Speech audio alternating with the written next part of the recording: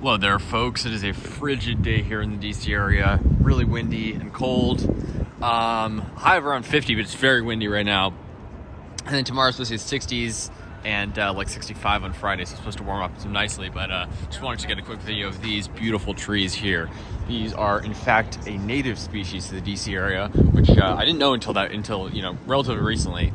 I always assumed they were a subtropical tree from the south, just like southern magnolia, and they do grow across the south, but they actually grow pretty far north. So they grow up in the DC area and even up into Long Island on the East Coast. So I would still consider them a mostly subtropical tree, but they do grow in some colder spots.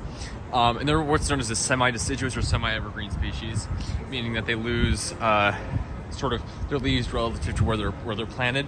Usually when they're planted up north in the Midwest or the Northeast, they lose their leaves. I wonder about the ones on Long Island if they actually lose their leaves. It is pretty mild on Long Island, but here they are almost always evergreen. I heard the native ones, like in the wild, they're actually grown in these what are known as magnolia bogs. So they sort of grow in magnolia specific areas where they sort of make up some dense stands in some soggy habitats.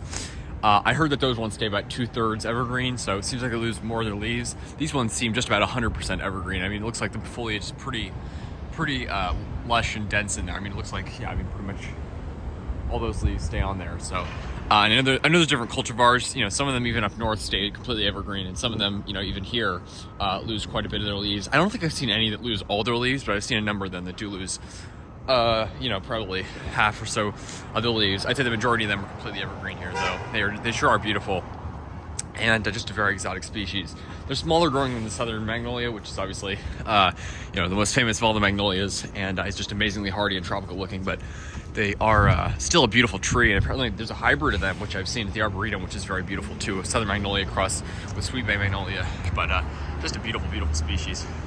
I want to share that with you folks. So.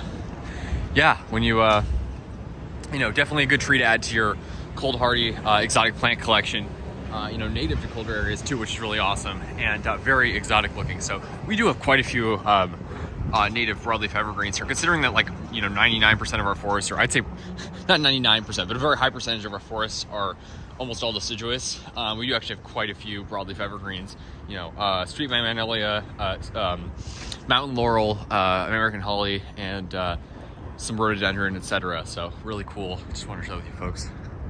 Yeah, really nice trees here on a cold winter day. Almost spring, but yeah, it's supposed to warm up after that. So excited for that, excited for the warmth, and excited to get some palms planted in the ground here. And if I had more room, I'd probably plant one of these. I don't think we have room for one, but they are beautiful, and again, very, very exotic looking, very tropical looking, and so incredible that they're a native species. It's kind of hard to believe. It's awesome.